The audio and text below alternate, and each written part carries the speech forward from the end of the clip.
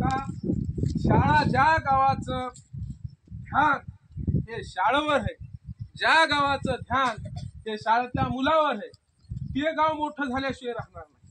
पण ते गाव एरिकेटेड असो की नसो, ते गाव माळातलं असो, आणि हे एवढं मोठं काम. आणि कोणाच्या निमित्ताने आज जरंगे पाटलाकडे मित्र हो काही संपत्ती आहे का? काहीच नाही. जमीन नाही, जुमला नाही. जरंगे पाटलाचा पहिल्या काळामध्ये काय होतं, माईच्या पोटातून जन्मला की ते राजा व्हायचा, राजाचा मुलगा. आज तसं नाही, मतपेटीतून राजा होते, शिक्षणाला अधिकारी होते. आज या नव्या युगामध्ये शिक्षण फार महत्वाचं आहे आणि त्या शिक्षणाला लागणारं आरक्षण महत्वाचं आहे.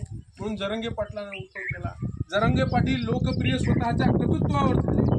भगवद्गीतेमध्ये भगवान श्रीकृष्णानं कर्तृत्वाचा धर्म सांगितला. तुम्ही कर्तृत्व केले, तुम्हाला बाकी काही यज्ञ करून धुपटला न मरसाल. काय करसाल? धुपटल लागू लागू मरसाल, असं संतांना फार मोठं सांगितलेलं आहे.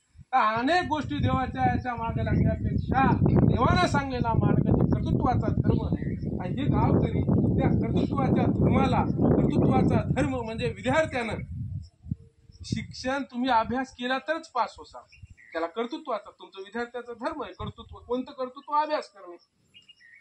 ओले मूळ खडकाशी भेदी, अभ्यासाशी सांगा कार्यसिद्धी. ओलं मूळ राहतंय, त्याला बोटानं दाबले त्याचं पाणी होतंय. पण तुम्ही ईर खाता, तुम्ही ते 20 फुटावरती ओलं मूळ जाते. आकाशानं रोज अभ्यासाला. म्हणून मित्र, तुमचं काम आहे अभ्यास करणं. अभ्यास केला, तुम्हाला नवस करायची गरज नाही. कोण्या मला देवा मला पास कर, देवा मला पास कर, गरज नाही. आणि एवढे 2 शब्द तुम्ही आले खंडोबा रायाच्या, आपल्या सर्व शेतकरी कष्ट करायचं देव खंडोबा, आणि त्या खंडोबाच्या दरबारामध्ये मला तुम्ही गावकऱ्यांनी 2 शब्द बोलण्याची संधी दिली, त्याबद्दल मी तुमचा